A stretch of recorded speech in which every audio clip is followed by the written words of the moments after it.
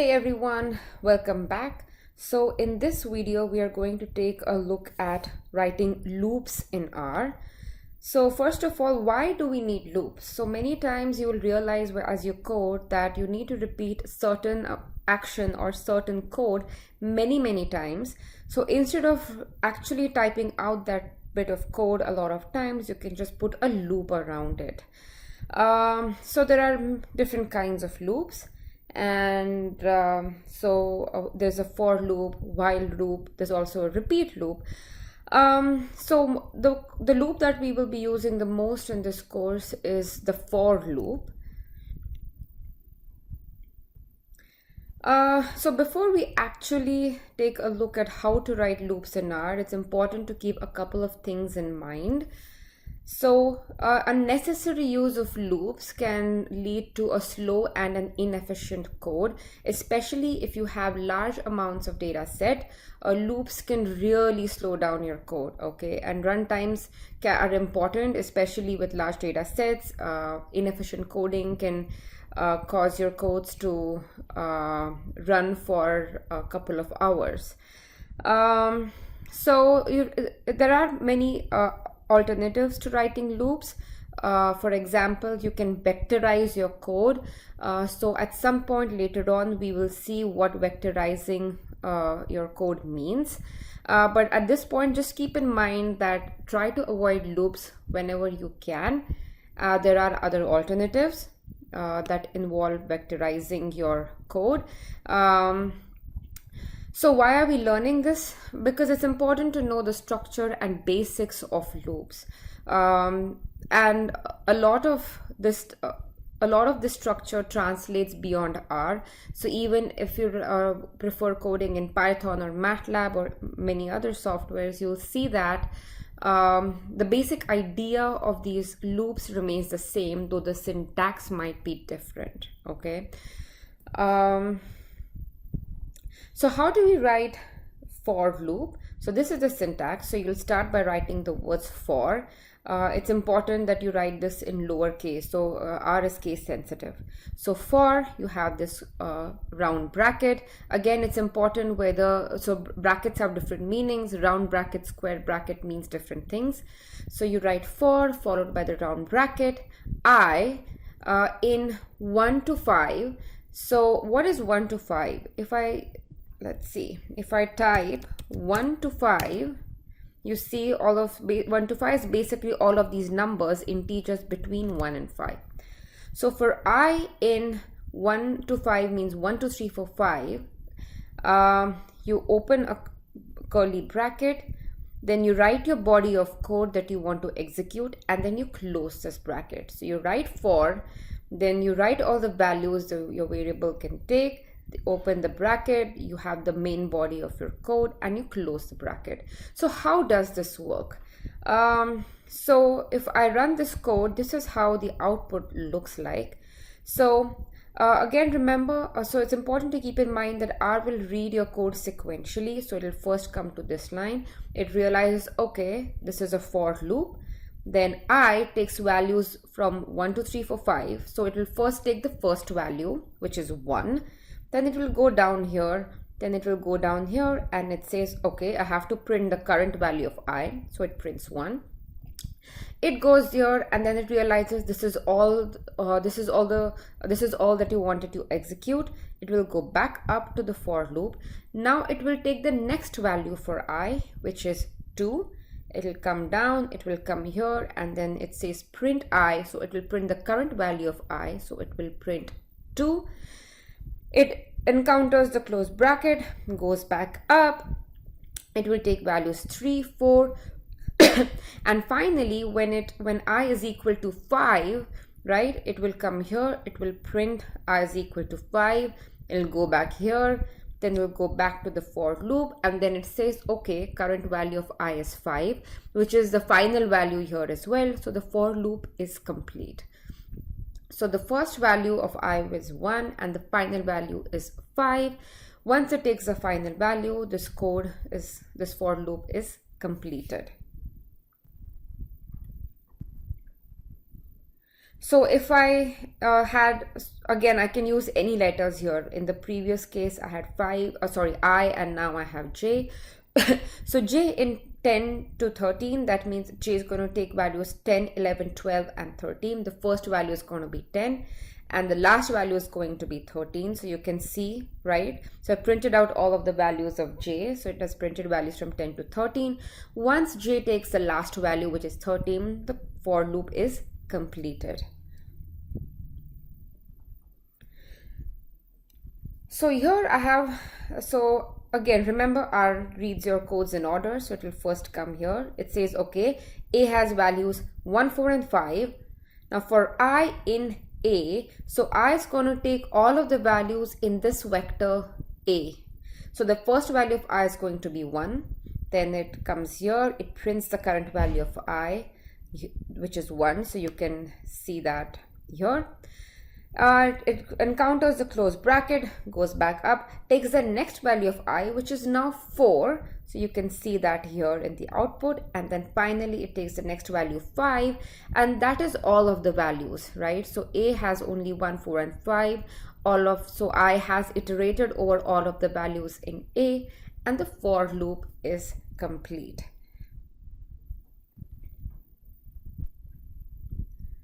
So let's see a little bit less trivial example of a for loop. So say I have this vector x. It has 2 elements, 3 and 10.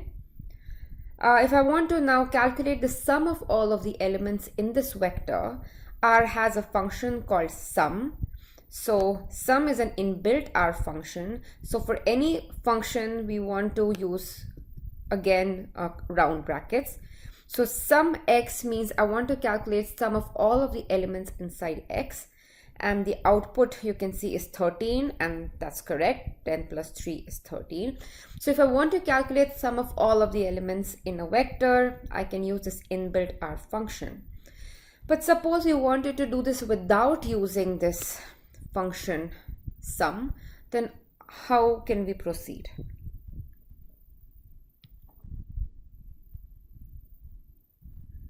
So one way to do this, right, the goal is to calculate sum of all the elements.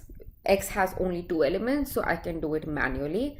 So I can say sum x is just x first element. So the squared bracket helps you access elements inside vectors and matrices. So x squared 1 is the first element in x. X squared 2 is the second element in x. So 3 plus 10 is 13, and I have sum x will now be 13. So I have done the necessary task. Now what if x has all of these elements? Now we no longer can do it manually. I mean, we could, but it would take a lot of time.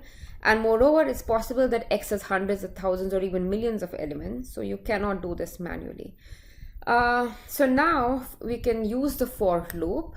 Again, there are other ways to execute the sum operation without using the for loop, but this is just for practice. Okay, this is not the most efficient way of doing this. So I'm going to have this. So basically I want to calculate sum of all of the elements here. So I'm going to initialize this variable sum x. It has value 0. So again, keep in mind how I'm naming my variables. So I have seen a lot of students, and forget students, even I struggle a lot of times in naming variables. This code is smaller, it's easier to keep a track of variables. It's possible that when you're working on larger projects, you have maybe 10, 20, 30 variables.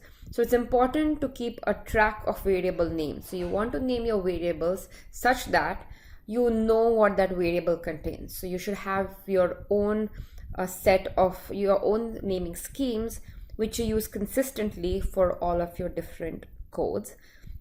Anyway, that was a bit of a digression. So back to finding sum of all the elements. So I have this variable sum x. Its current value, I'm setting it to 0. Then I have this for loop I in 1 to length of x. So length of x is basically 1, 2, 3, 4, 5, 6, 7, 8, 9, because there are 9 elements. So I is going to iterate from 1 to 9. So I will take the first value 1, then R will come down to this bracket, then this line, and it will execute this line. So currently sum x is 0, right? So this is going to be 0 plus the first element in x, which is 3. So the value of sum x is going to update. So value of sum x is now 3. It will go to this curly bracket. It will go back up to the for loop. Then I will take value 2.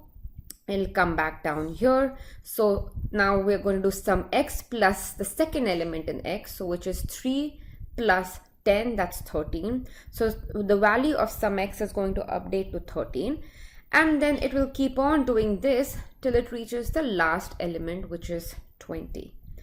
So if I execute this code and print the value of sum x, it's 59. How do I quickly check whether this is right or wrong? I use the inbuilt R function to find the sum of all the elements, and it's 59. Both of these match. Yay, this code runs correctly.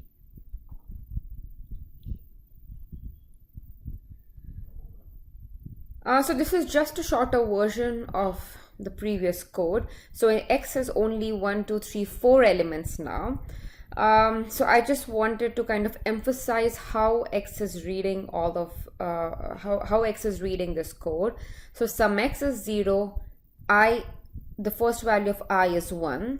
It will print this value, right? It will print current value of I, which is 1.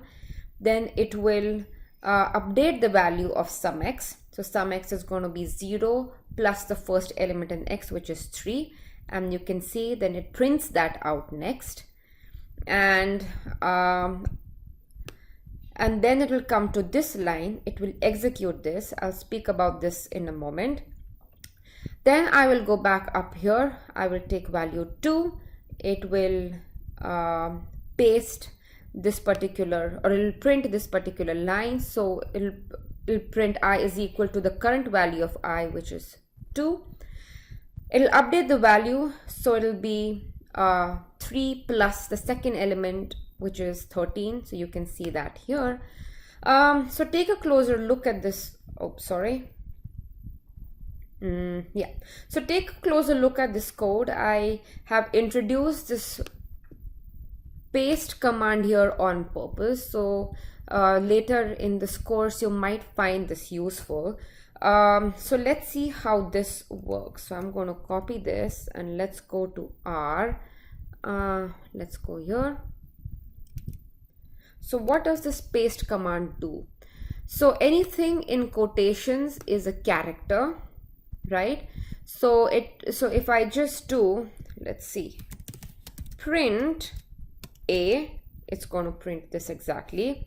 If I print A23, it's going to print this. Okay, so this is just a character. So paste is going to combine this part and this part, and it's going to combine them using this separator.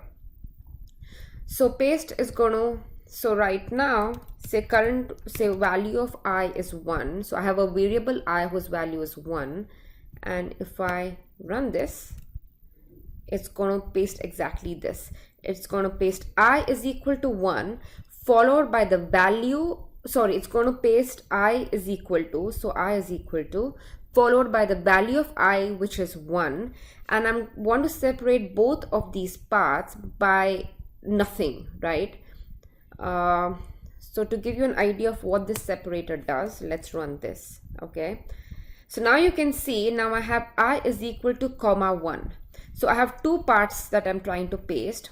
Part 1 is I is equal to, part 2 is the value of variable I. So if I say separated equal to comma, then it's going to it's going to combine both of these parts, and it's going to put a comma in between them.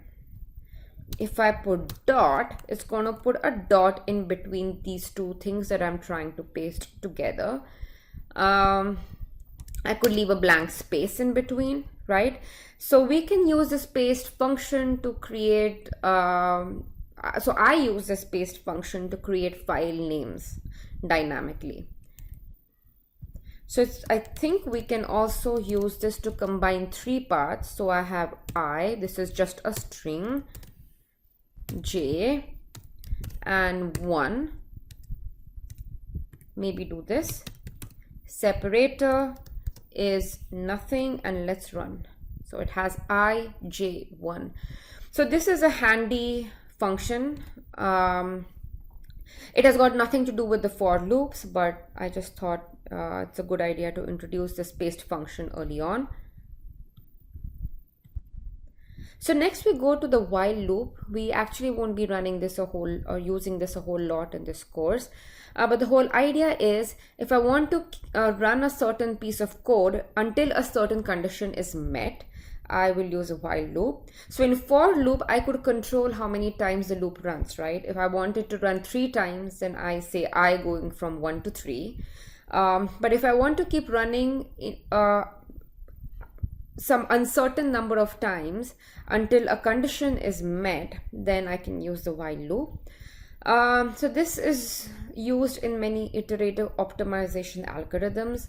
If you have studied some optimization stuff, then or if you're familiar with Newton's method, and if you want to write a code, R code, to implement it, while loop might be handy. So what kind of situation? So think of this, right? So anytime you want to log into a website, if you enter a wrong password, it keeps telling you to enter the correct password, right? So basically, you want to run that piece of code that says enter password until the correct password is entered, right? So you want to keep running a certain code until a certain condition is met, and you don't know how many times you will need to run it, right? Maybe it's just once, twice, 20 times, 100 times, you don't know. So this is a situation when a while loop would be useful.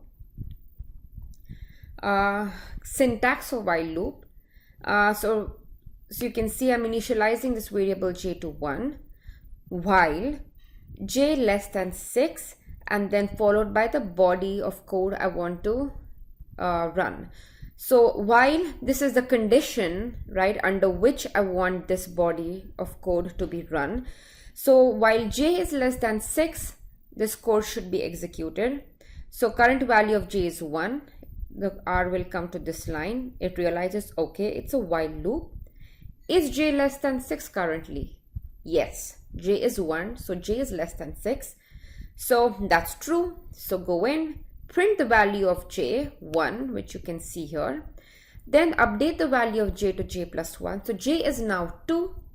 It comes to this bracket, code over, go back. So is 2 less than 6? Yes. Print 2, update j to 3. Come back here, go up. Is 3 less than 6? Yes. Print 3, update to 4. Is 4 less than 6? Yes. Finally, j will take value 5. Is 5 less than 6? Yes. Print 5. J is equal to j plus 1. So j is 6. Is 6 less than 6? No. So it will stop. So basically, the last value of j that's going to be printed is 5. And after this code, if you try to see the value of j, it's going to be 6, right? Because after it printed 5, it updated the value to 6. It went here. And as soon as this condition was not met, the while loop was terminated.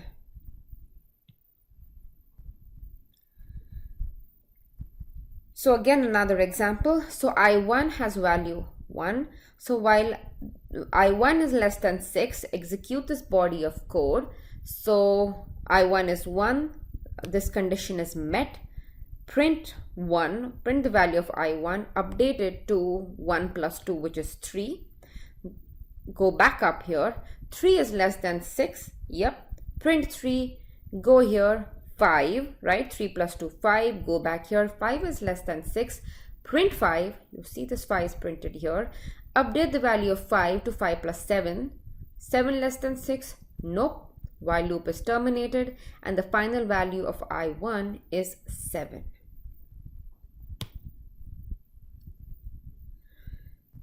So this was all about for and while loops. So I'm not going to go through all the different kinds of loops. Like I mentioned, mostly we'll be going through for loops in this course. So next we'll take a look at nesting loops. What do I mean by nesting loops? There are many times when you need to use a couple of loops together. So maybe you want a loop within a loop. It could be for loop within a for loop, while loop within a for loop, any combination. So basically using a couple of more than one loops together. So we'll take a look at that in the next video. But before you can proceed to the next video, make sure you solve the practice problems that you will find on Canvas after this video. So without submitting these practice problems, you will not be able to access the next video. All right. Bye. I'll talk to you in the next class.